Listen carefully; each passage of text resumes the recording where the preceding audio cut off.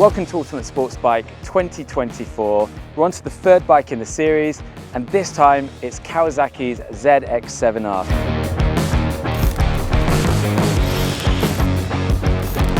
So over to Johnny, who's going to lead us through this machine.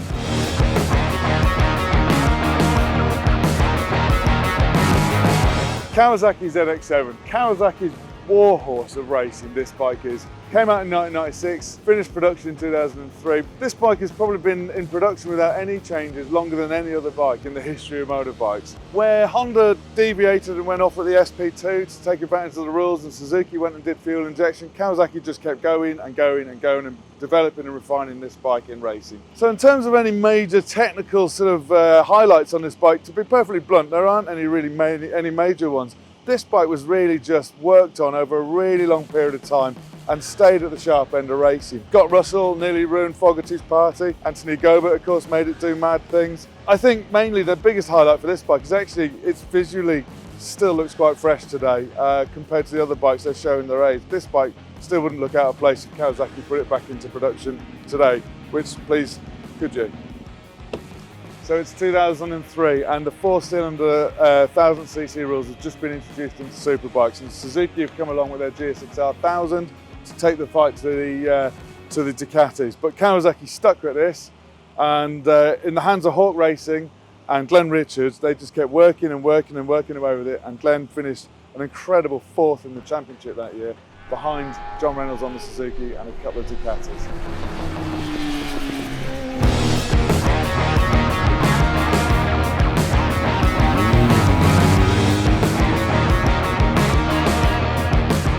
So back in the day, in my prime, I sank myself deep into debt for one of these. It's the only new bike I ever bought in my entire life from my local Kawasaki dealer in 1996. And yeah, I'm still paying off that finance, but what a bike. I had to have it. Just look at it. You know, it's just an absolute icon in just looks alone. And I might add, I think it's aged the best out of all of them. Aesthetically, I'm with you. I mean, I do actually own one of these. I haven't ridden the one I own, but from a looks point of view, yeah, there's something special about the ZX-7R. And likewise, like, I didn't own one growing up. One of my friends did, and I always thought, when I'm a big boy, that's exactly what I'll have. And now I've got one. But that's where the story changes a little bit for me. I did a test on one of these against an RS3 Millie on the road a few years back. The Millie came out top. Doing this group test today, this bike has kind of sat, I guess, bottom of the 5 we've tested.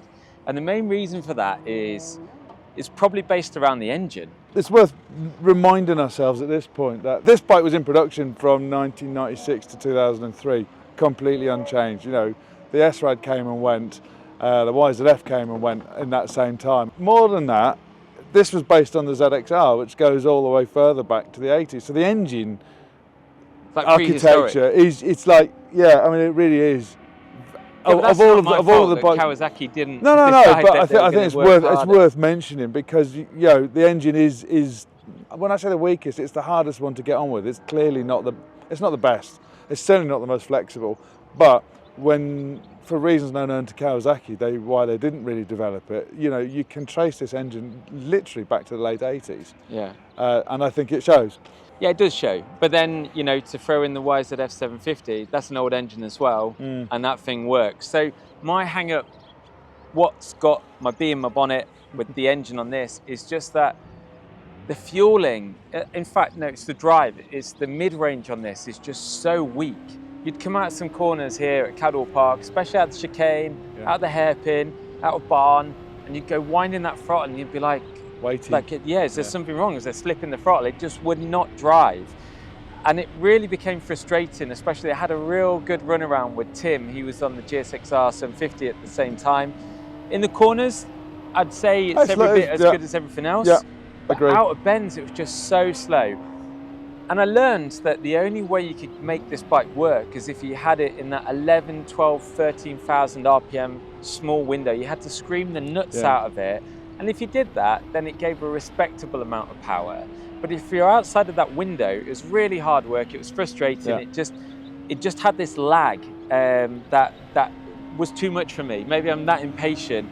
And I was that hopeful based off the experiences of all the other bikes we've ridden that I just thought, this isn't good enough. Sorry, Kawasaki, but this is not good enough. I want more punch. I'm a lesser rider than the man in front of me. I need more power, not less. Help me out. I need help here. Yeah. To your earlier point, yes, you are impatient, but I think in this context, I think you're allowed. It's justified. I think I felt exactly the same, and obviously I'm heavier than you, so that experience of waiting, especially at the slower corners, was amplified. You had to use slightly different gears. I was using first, like you say, just to keep it up there. You kind of had to ride it a little bit harder and commit a little bit more to that first tap of the throttle, you know. As well, weren't you? And because of that, when you're tapping that throttle early on higher revs, it's just that little bit rougher. Yeah. Not rougher, harsher, isn't it? It's not as smooth as it could be. Where on the S-Rad and on the Yamaha, you can hang on to that higher gear because it'll pull you out. I like it. I like the riding position on it. I think it's one of my favourite riding positions. It's nicely spread out, there's plenty of space, the fairing's a good size, I can get in behind it. Despite the engine's shortcomings, I did actually enjoy riding it, but I was a sitting duck out of 2 or 3 corners on the track. Mansfield, chicane, hairpin.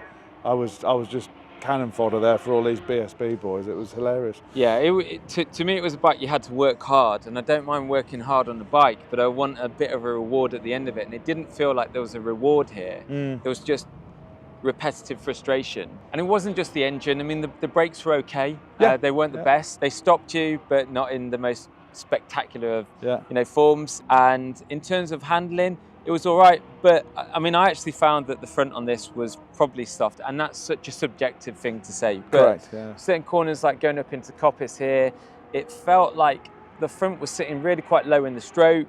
You know, by the time you're kind of like mid-corner, especially on a high-speed bend like that, you were then having to kind of really fight the bike to get it up and turned into Charlie's one.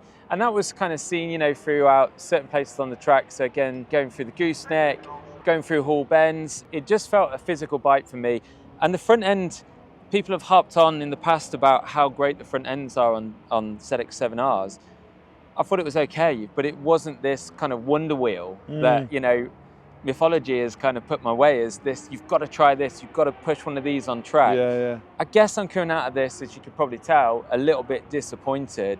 It looks great, it sounds good, it's got fantastic pedigree. I remember watching that man there, Glenn Richards at BSB, on a 750 when everyone else was on an inline, 1000cc bikes, the likes of John Reynolds on his Suzuki and that.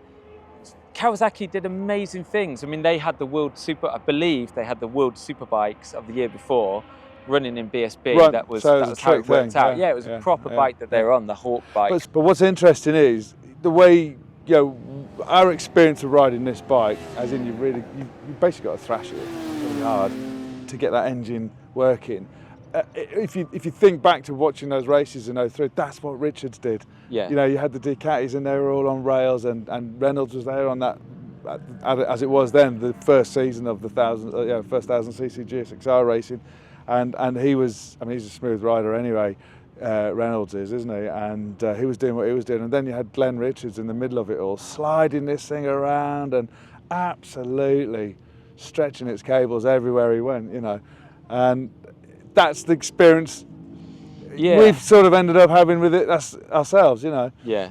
But no, I just think, like I say, you know, even then, I don't mind working a bike hard, but it's got to give me something back. Yeah. And, you know, I wasn't blown away by the handling. I wasn't blown away by the stopping, and especially not by the engine. Yeah. And I know I'm really putting the boot in here, and there are going to be ZX-7R owners the world over sending me nasty messages. And rightly off so, the back of I this. might add. Well, it's the truth. You know, the best thing about this test has been that we've had 5 very different experiences. Yeah. And the truth of it is I was so excited to ride this bike, to see what it's all about on track. What the fuss is about. And I think it just didn't deliver. I would, personally, I'm just going to come to the Kawasaki's defence a little bit. I was frustrated by the engine just as you were.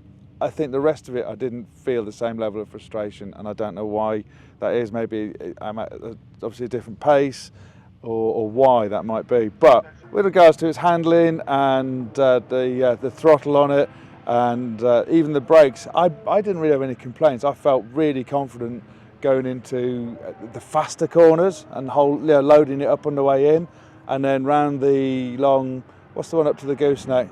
That Chris long Curve. right-hander, Chris Curve. Yeah. For me, it just like felt you could just drive it really hard all the way around there, and then obviously you shut the throttle on the way into the gooseneck, and so it puts more over to that. And I felt perfectly happy on it then. It didn't. I mean, granted, every bike on this test has made me go wow at some point for a different reason, kind of thing. And granted, this one didn't make me go wow, but it didn't disappoint me as much as it clearly has you.